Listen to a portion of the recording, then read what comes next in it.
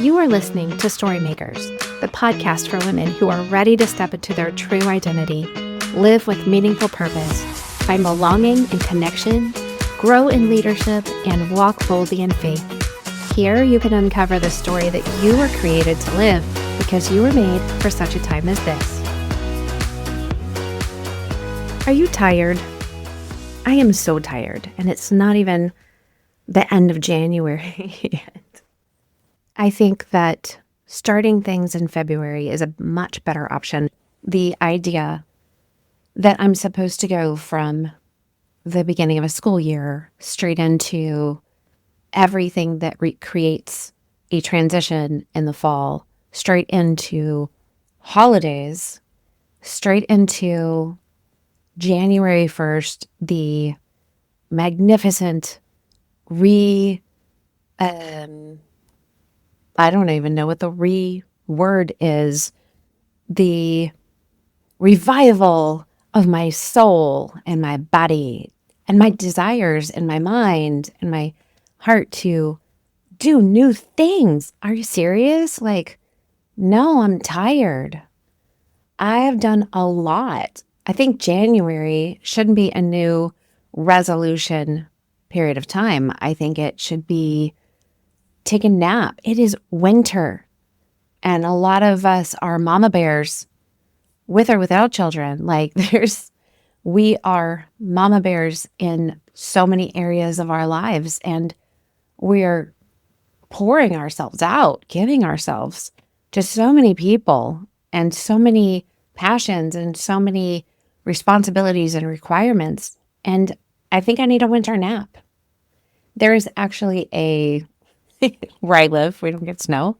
And there's supposed to be ice and maybe 1 to 3 inches of snow. And people are literally talking about, are you stocked in your house? Right? I come from Kansas City, born and raised in Kansas City, a lot of ice storms, green lightning, power, everything going out.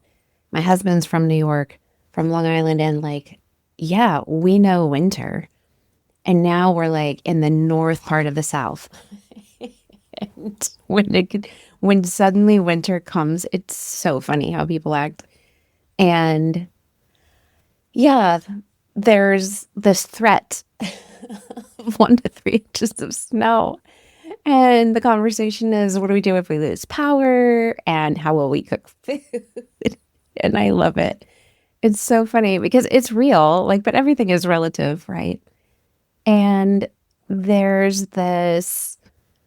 I do not scroll on social media very often. If you've listened long enough, I'm pretty specific about what I consume. I consume to produce, but sometimes my brain is no producing, please. We're tired. And this morning I got up and I was I can't even read anything. I can't see straight. I don't want to create anything right now. I just want to rest. And fine, give me some dopamine. I don't care. Just help me out. So I went on Instagram and I don't want to watch all the ads. And I specifically don't look at ads that talk about coaching or building your business because I'm not doing what those people are doing. So I don't need to watch their ads with their marketing team that spends all the money chasing algorithms and building ads. And I'm not saying that's wrong. I'm just saying that's not what I do. So I don't need to learn from those people or compare myself against them. I don't watch all of the ads about how to use AI if you're over 40, stuff like that. I just can't do it. But I do love watching dogs with shoes on. It's so funny. You should just really look at it. What they do and how they act. I like animals because I don't have enough animals in my life. I really like people who sing lullabies to donkeys who fall asleep in their arms. I think, yes, I want to do that while I'm in heaven. Please, Jesus. But this morning I saw 2 things that were really so impactful. I don't even know how to tell you to find this. But one, it was what Psalm 91 verse 4 looks like. And it was a camera on an eagle, and this wind is blowing like crazy. And it's just nestled in, and you can see snow building up on its back. And then next shot is it's covered in snow. It rises at It rises up and its head comes up and it shakes off all the snow, and underneath are the babies, right? And you're just protected under the shadow of God's wings. And it was saying, like, this is what that looks like. And it was really beautiful and it touched my life, like in a meaningful way. The Lord was speaking to me. Then there was this thing that it was a mama bear, and she's running, and it's like a doorbell camera or something. And there's kind of like an avalanche of snow rolling down. You can't see it. So when she's running over to the edge of the house where there's kind of a porch, she runs into it. I'm like, oh, that looks like it hurt right there in the chest bone. And you didn't really see what was going on, except that then suddenly the avalanche of like snow hits her, and then she shakes it off, and underneath her was a bear cub. And I feel like I am a mama bear who's constantly covering people and spending my time caring for others. And I love that. I want to do it. But man, I need the shadow of his wings to be my protection when the storm comes. But not just that. I think about those baby eagles under the shadow of the eagle's wings. And I think about it wasn't just protection from the snow. There was comfort, and there was nurturing, and there was being held and being loved, and there was connection, communication. There was, I need that. So I can be that mama bear that runs her body into this wooden deck and just gets tossed up against it and pressed up against it by an avalanche. Meanwhile, like taking it all so that the little one in front of me doesn't feel the impact and comes out safe and secure. And I'm bruised. And at the same time I'm bruised, I feel victorious and joyful because I did what I'm made to do.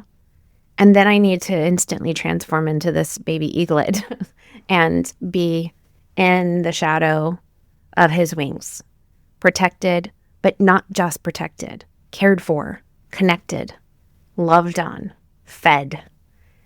And I wonder if maybe you need some of that this season, because I do.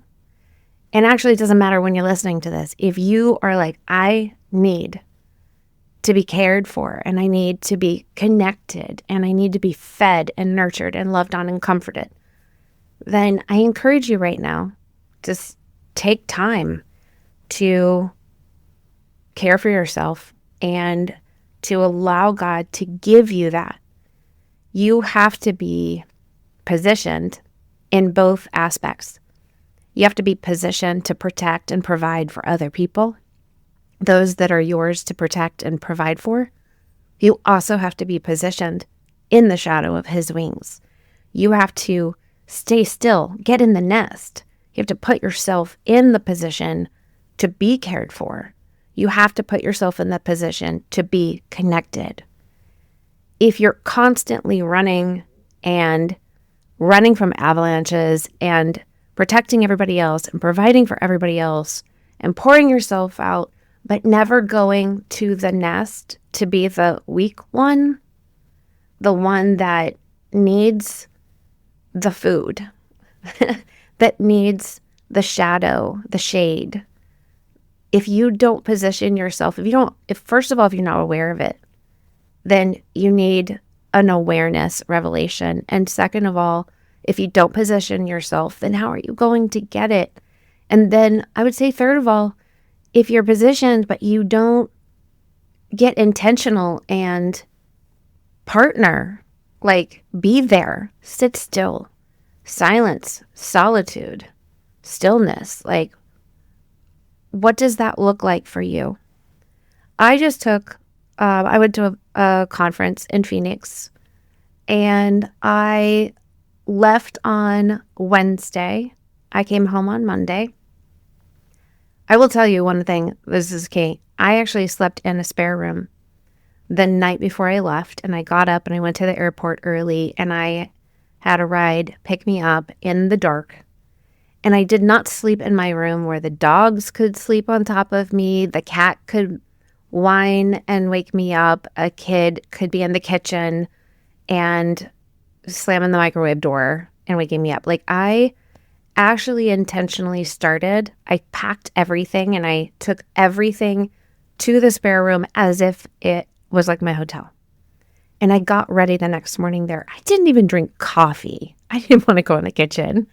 I didn't say goodbye to the dogs. I did say goodbye to the kids, yes. My husband was already gone out of town. So I positioned myself early on because I wanted to wake up rested and go to the airport and take my trip and be prepared to already be on my trip, right? It's like preparing my heart to go hear what the Lord had to say. I was alone. I had invited a friend to come with me and stay even while I was at the conference at the hotel. That didn't happen. My husband ended up being out of the country, so he didn't come with me. I ended up being alone with nobody to take care of. And I stayed in the hotel by myself from Wednesday to Monday, and I drove alone. And Phoenix is really, really beautiful. I had no idea I would think this and feel this way about Phoenix. I've never been there outside of the airport. And all I can tell you is that at the end of it, I actually had to have a conversation with a coach. And I was like, I don't know what happened, but I feel so at peace, so at rest, so safe.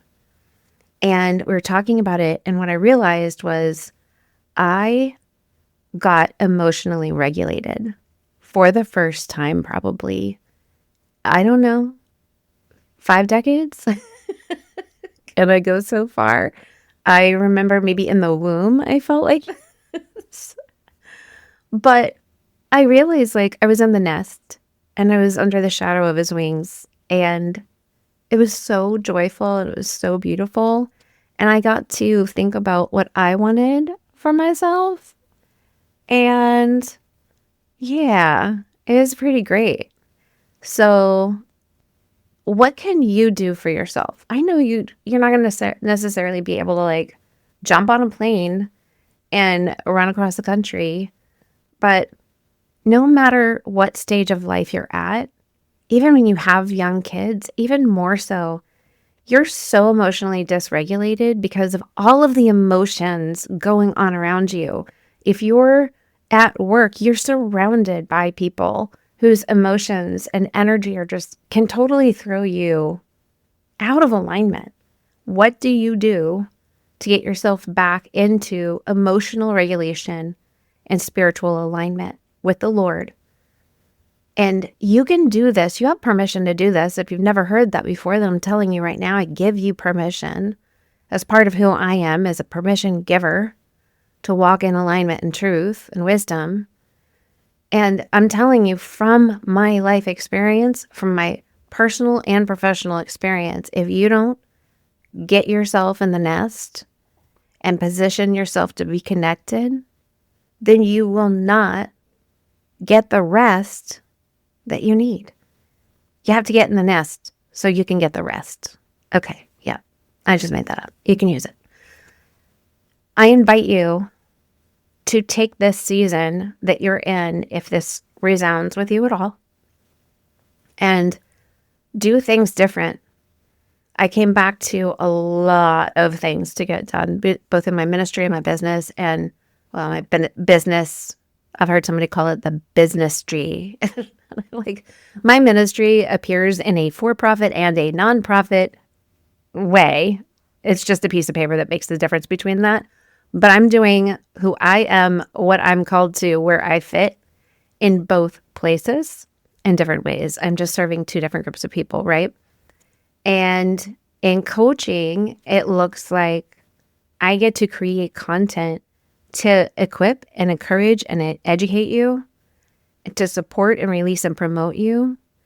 and to help you discover strategies for your life and business from point A to point B. That Sherpa, like, you know what? I've gone up this mountain before, or I haven't gone up this mountain, but I have gone up a mountain. Let me walk with you on your journey, right? And then in the other aspect, it's like I've got so much going on and things that we're building in Cry that there's a lot happening on every front there. And I need the rest so that I can get going, so I can have the foundation be healthy and I can be operating from a place that is safe and connected and loving. And that's with the Lord, so that I have something to pour out to my staff and to my clients, my coaches, and my children and my family. Like I need that, but also I also need to be able to pour into myself.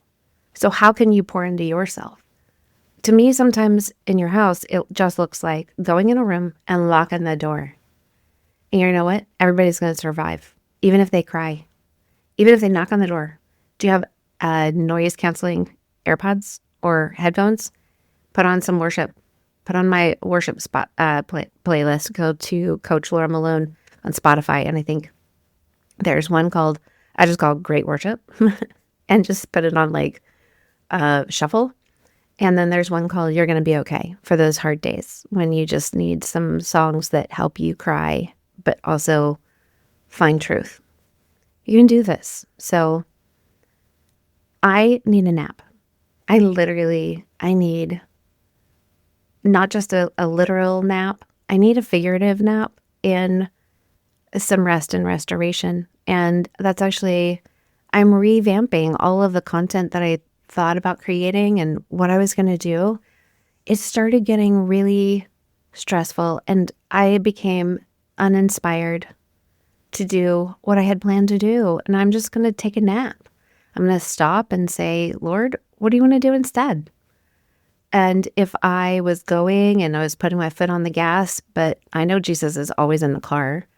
If he's telling me, hey, let's pull over to the side for a little bit and reconfigure the route, that's what I'm going to do. And you have permission to do that too in every area of your life, whether it's, homeschooling your kids or building your business or just trying to get the Christmas tree down. I don't care what time of January it is.